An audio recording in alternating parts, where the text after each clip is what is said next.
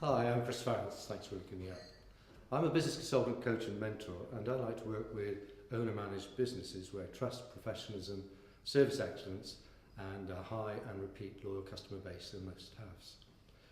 In the 15 years or so that I've been doing this work, I found that there are three chasms that businesses have to cross.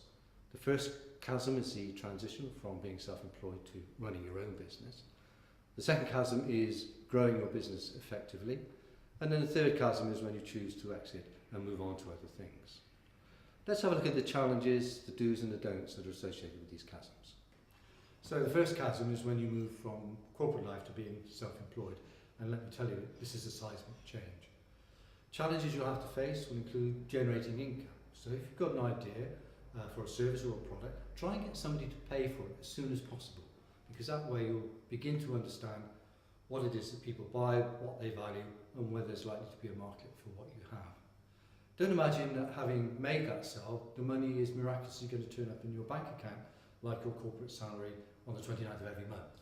You're going to have to chase that money in all probability, so you need to be really, really focused on managing your cash flow. The second challenge is understanding how to use your time well. A lot of people tell me that they didn't realise how much has to be done and how little time there is when they start to run their own business. So keep a diary and understand how you are spending your time, and make sure it has a direct relationship between the performance and success of your business. Don't waste time, make time doing the right things well. Being busy is not enough. You need to be doing things, as I say, that contribute to the overall success of your business.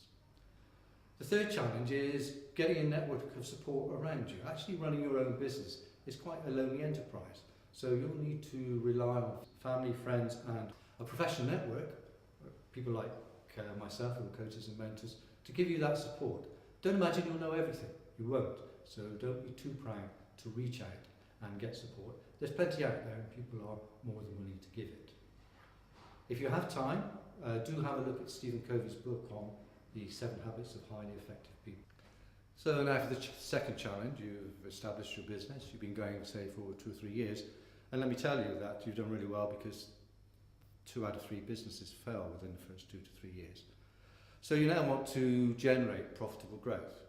And a lot of companies find that as they grow their turnover, their profit actually goes down.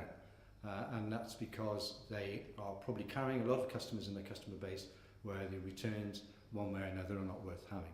So as you build your turnover, make sure you do it profitably and have a look at delisting some of those customers who are destroyers of value. There is a saying that turnover is vanity, profit is sanity. The second challenge will be building your team.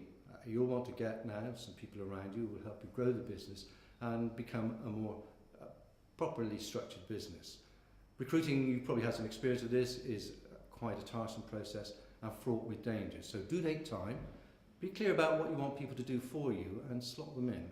Look at flexible employment contracts so that you can let them go, or they can go of their own accord if there's not a good fit. Remember that a badly recruited employee can have a really toxic effect on your business. The third thing is that you're going to have to be now more hands out than hands in. Up until now you've been the business and the business has been you. But you're going to let things go. You're going to have to delegate, you're going to have to invest in processes, and you're going to need to build a team around you who can contribute to the growth of the business as well. If you don't do that, you'll become pot bound. So do keep an eye on the key performance indicators, but do give people space in which to do their own thing. So for the third chasm, you're thinking now about exiting the business. You've achieved your goals, you've achieved your dream, you want a better work-life balance, you want to perhaps do something different. People who run businesses do get bored and like a change of scenery. The first challenge you're going to have is finding out what the value of your business is. And if, as we spoke about earlier, you started with the end in mind, then you'll have been investing in things that have value, like brand, like a good customer base, like a niche market, like a good range of products and sales, process and intellectual property. Don't take the first offer. Think about what you want from the business, but don't be stubborn either about what the value is. The second challenge is to find some good advisors. It really helps if you like them because they're going to be around for some time. So find some people you trust and you can get on well with. They'll be wearing different glasses, of course, so they'll have a different perception about the value of your business than you do.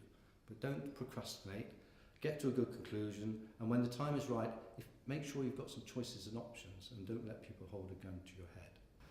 The third challenge would be an emotional one. Losing your baby. You've built this business, you've taken time, you've put a lot of sweat into it, I guess, and now you're letting it go. But take time to reflect. Think about what's gone well, what hasn't gone so well, what parts of it you've really enjoyed, because you might want to take them forward into your next chapter. Talk to your friends and family. They're usually good observers of what makes you happy, what makes you tick. It's a time of change, yes, but change is good because it presents challenge, and challenges keep us all young. Why would you want to have a conversation with me? Well, I've 30 years in a large FTSE corporate, 15 years freelancing. I've worked with a number of different businesses in a number of different sectors, in a number of different countries as well. I could actually go on about this for a long time, but what I'd actually like to share with you is some of the comments that people I've worked with have made about me. So I'll let you read these at your own speed, because I know you can read quicker than I can talk anyway. So how might we go forward? Well, I'd welcome a no-commitment conversation with you to understand a little bit more about you, your business and your business aspirations. Typically then, if we build sufficient trust and rapport, I'd come in and do a diagnostic on your business and get to understand a little more about the levers of performance, where the leakages might be and how we might address them. From this report, we then develop an action plan going forward, and I'd more than welcome the opportunity, because this is where I get my fun, to work with you and help you implement and improve your business in the way that we've diagnosed. If you'd like to know more, then I welcome a conversation, and my contact details will follow. Thanks for your time, and I look forward to talking to you. Bye.